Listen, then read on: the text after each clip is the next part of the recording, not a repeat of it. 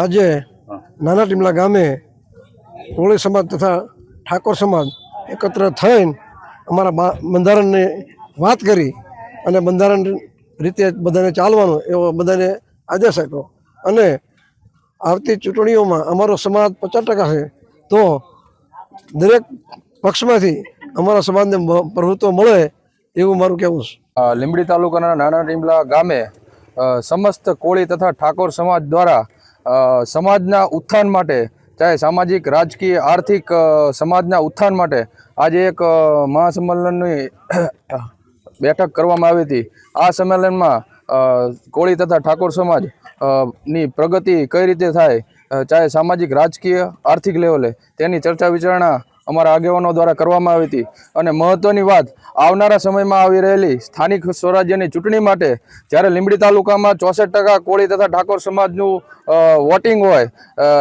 તેમ છતાં તમામ પક્ષો દ્વારા કોળી ઠાકોર સમાજને મહત્વ આપવામાં આવે એ બાબતની પણ ચર્ચા કરવામાં આવી હતી અને જે પણ પક્ષ કોળી ઠાકોર સમાજને મહત્વ આપશે તો સમાજ તેમની સાથે ચોક્કસ રહેશે। આજે લીંબડી તાલુકાના ટીમલા મુકામે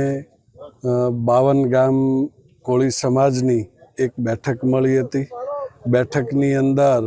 સામાજિક શૈક્ષણિક આર્થિક અને રાજકીય ઉન્નતિ કેવી રીતે થાય એના માટેની ચર્ચા વિચારણા કરવામાં આવી। હાલના સમયમાં મોંઘવારીના કારણે જે પરિસ્થિતિઓ ઊભી થઈ છે, રાજકીય અન્યાય સહન કરવાની જે પરિસ્થિતિઓ ઊભી થઈ છે, આ તમામ પરિસ્થિતિઓની વિરુદ્ધ લડવા માટે સમાજ એક થઈને લડે એના માટેનું કોઈ બંધારણ બને, એના માટેની કોઈ સિસ્ટમ બને, એના માટેની ચર્ચા વિચારણાઓ કરવામાં આવી છે।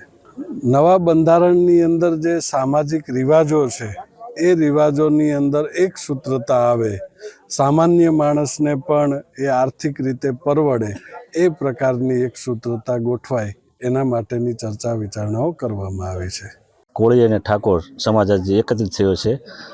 જેનો હેતુ છે સમાજ એક થવું, વ્યસનમુક્ત થવું અને બંધારણ બાંધવું। કારણ કે લીંબડી તાલુકા કે અન્ય રાજ્યમાં બધી અમારો સમાજ જાજો પથરાયો છે અને લીંબડી તાલુકામાં 64% છે, તો એનો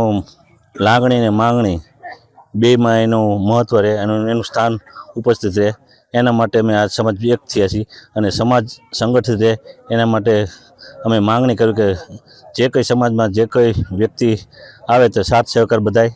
આપે અને એમનો સહકાર લઈને અમારો સમાજ એક અવાજે બધા ભેગો થાય છે અને એકત્રિત થાય છે।